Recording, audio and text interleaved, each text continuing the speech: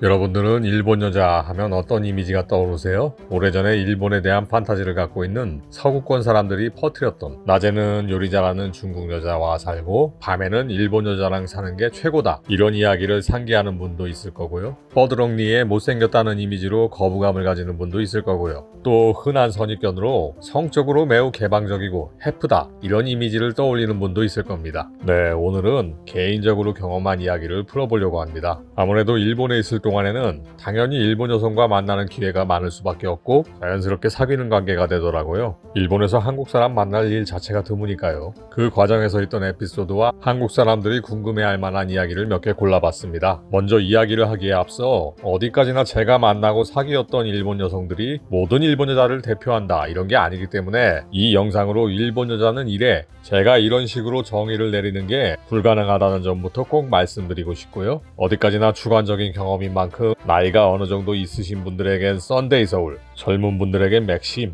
그런 느낌으로 화장실에서 보는 가십거리처럼 가볍게 봐주세요. 첫 번째, 일본 여자들은 성적으로 개방되고 해프다? 흔히 한국 사람들이 일본에 대해 성진국이다, 이렇게 표현하는 경우가 있는데요. 성에 대해 엄청나게 개방됐다, 이런 이미지를 떠올리실 겁니다. 과거부터 있던 요바이 풍습, 유광 문화를 비롯해 우키요에, 이런 걸 보며 왠지 문란하다는 선입견이 있습니다. 결론부터 말하면 케이스 바이 케이스에 가깝지 보편적으로 그렇다고 확정짓기에는 좀 어렵습니다. 성적인 부분을 받아들이는 게 좀 더 자연스럽다, 이게 정확한 표현 같네요. 서로 사귀는 관계가 되면 성적인 부분의 대화에서 요구할 건 요구하고 이런 게 편하고 자연스럽다는 느낌이었습니다. 잠자리와 관련된 표현이나 접근, 그 자체가 일상적인 대화랑 별반 차이가 없었습니다. 그 사실 말고는 해프다, 이런 느낌보다는 내 사람한테는 모든 걸 다 열어놓는다, 이게 더 적절할 것 같네요. 물론 일본 여성도 다 다르기 때문에 여러 남자랑 관계를 즐기고 해픈 사람도 분명히 있겠죠. 저도 개방적이고 해프다는 이런 선입견이 있었기 때문에 생각보다 의외라고 느낀 점이 좀 있었다, 이렇게 말할 수 있겠네요. 두 번째, 일본 여자는 애교가 많고 순종적이다? 제 경험에선 반은 맞고 반은 틀린 이야기였습니다. 저도 애교가 굉장히 많은 걸로 알고 있었는데 만나는 여자들마다 이게 애교인지 뭔지 더럽게 답답하더라고요. 분명히 서로 사귀기로 했는데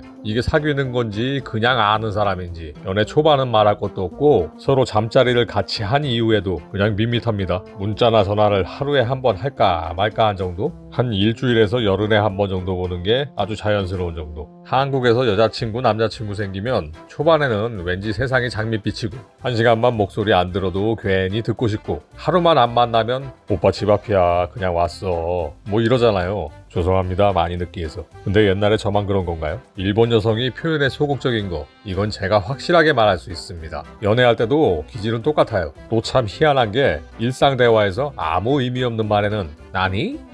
또 젠젠, 죄송합니다, 흉내냈는데 목소리가 참 그러네요. 이런 식으로 리액션은 굉장히 오버스럽고 요란하거든요. 정작 중요한 애정 표현은 이게 하는 건지 마는 건지 너무 밋밋해서 헷갈리게 만들어요. 또 애교를 부린 건지 아닌지 구분도 안 가는데 일본인들 기준으로는 쿄 카와이 막 이래요. 적어도 한국 사람이 생각하는 애교와는 기준이 좀 다르다고 할 수 있습니다. 그리고 남자에게 순종한다, 이 부분은 확실히 다들 그런 성향이 있었습니다. 다만 매 시간 연락하고 집착하는 그런 게 없이 내 인생은 내 인생, 네 인생은 네 인생, 이런 부분 확실하게 지켜주는 전제가 필요하긴 합니다. 그러면 어지간한 건 전부 남자 쪽의 주장을 따라주고요. 모든 걸 남자 기준에 맞춰주는 걸 당연하게 생각하는 그런 느낌이 있었습니다. 잠자리에서 남자가 요구할 때 이거 좀 센가? 이런 것도 잘 따라주고 맞춰주고요. 본인 생각도 자연스럽게 잘 말해주더라고요. 결혼하면 더 순종적인 부분이 강해진다고 하는데 일본 여성들과 결혼까지는 가지 않아서 거기까진 잘 모르겠습니다. 세 번째, 일본 여성은 한국 남자를 좋아한다? 글쎄요, 제 생각을 말씀드리면 한국 남자 중에서 잘생기고 말 잘하고 경제력 있는 남자를 좋아하지 않을까요? 뭐 이렇게 말하면 이야기 자체가 진행이 안 되겠죠?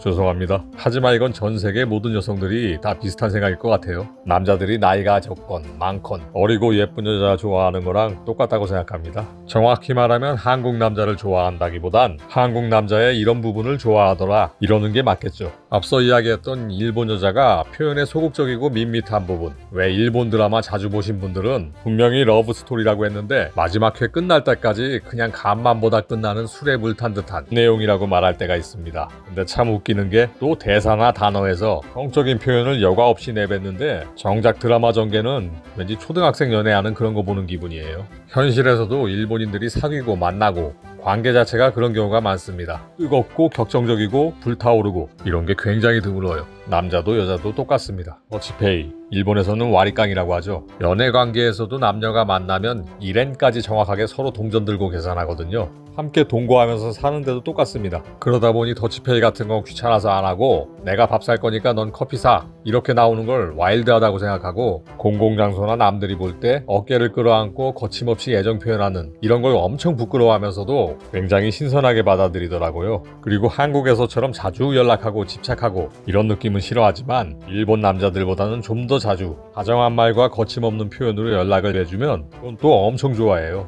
그리고 한국 남자들은 보통 한국에서 단련이 돼서 여자들 머리 모양은 물론이고 화장한 거, 마스카라 바뀐 거, 네일 새로 한 것까지 뭐가 달라졌는지 알아봐주면 뒤가 참 편해지잖아요. 일본 여성에게 이런 얘기 해주면 굉장히 많이 좋아하고 감동합니다. 기본적으로 일본 남자들도 일본 여성처럼 상대방 일에 참견 안 하고 소극적이기 때문에 자기한테 적극적으로 관심 가져주고 거침없이 표현하는 그런 부분에 눈이 하트 모양으로 변해요. 문제는 이런 것들을 계속 반복하다 보니까 먼저 한국 남자 쪽에서 지치거나 반응이 밋밋하니까 식을 가능성이 높은 것 같아요. 연락을 10번 했는데 그때마다 반응이 밋밋하면 이 여자 나만 좋아하는 거야? 한국 사람은 이런 생각할 확률이 높습니다. 그래서 한국 사람들 중에 성격이 급하면 일본 여성과 관계가 진전되다가 결혼까지 가기 전에 먼저 지치는 경우가 제법 많은 것 같아요. 게다가 일본에서는 사귀면서 동거하는 게 코스처럼 자연스럽기 때문에 거기서 결혼까지 발전하기는 더 어려운 것 같고요. 네 번째, 일본 여성은 대부분 뻐드렁니에 못생겼다? 뻐드렁니는 선입견이 아니라 참 많아요. 그래서 입 여는 순간 확 깨는 경우가 많습니다. 못생겼다는 건 글쎄요. 생각보다 원판 자체는 예쁜 여자들 제법 있습니다.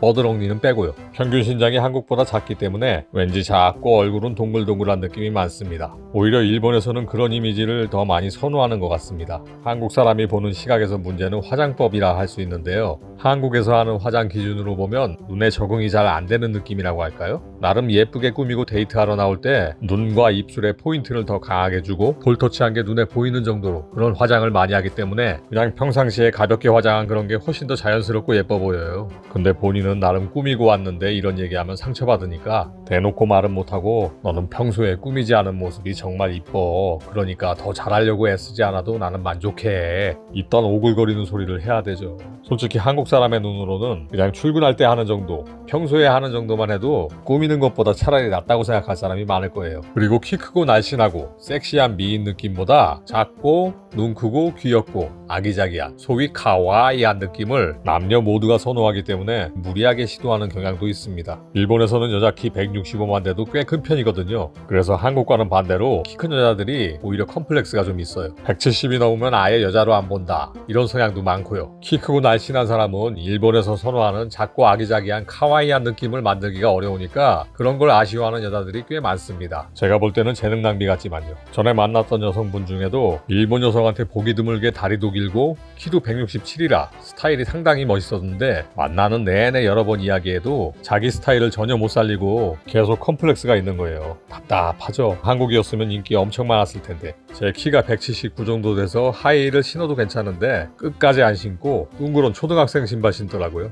진짜 안 어울리는데.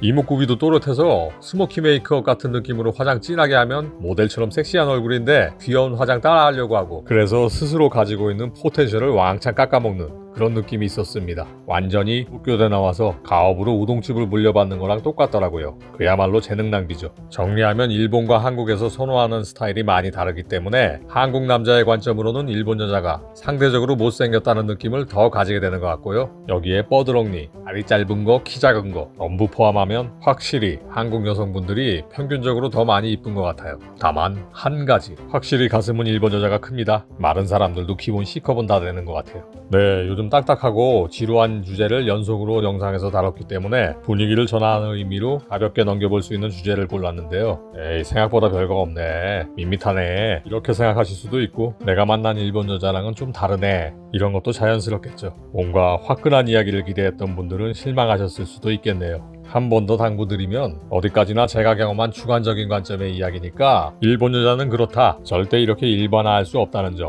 기억해 주시고요. 유튜브에도 일본 여성과 결혼해서 영상을 계속 올리시는 분들도 많고 일본 여성분이 직접 한국어로 올리는 영상도 많기 때문에 어느 쪽이 정답이라고 할 수가 없는 겁니다. 그 어떤 사람도 일본 여자는 이래 하고 단정 짓는 건 불가능하죠. 생각해보면 당연한 것이 아무리 카사노바라도 6천만이 넘는 일본 여자를 어떻게 속속들이 다 알겠습니까? 본인이 일본 여성이라도 어떻게 6천만을 대표하냐고요. 사람이 100명이면 100명 다 성격, 스타일, 취미 모든 게 다 틀린데요. 이 때문에 통계나 여론조사로 나온 공통적인 특징은 말할 수 있어도 디테일한 부분으로 가면 너도 옳고 나도 옳다 이거죠. 그래서 제가 기존에 올린 영상과는 다르게 이번엔 경험과 사례를 이야기해도 지극히 주관적인 경험담일 수밖에 없다는 점 여러 번 강조합니다. 영상 재미있게 보셨으면 구독과 좋아요 부탁드리고요. 앞으로도 계속 다양한 주제와 새로운 관점에서 좋은 영상을 만드는 데 힘쓰겠습니다.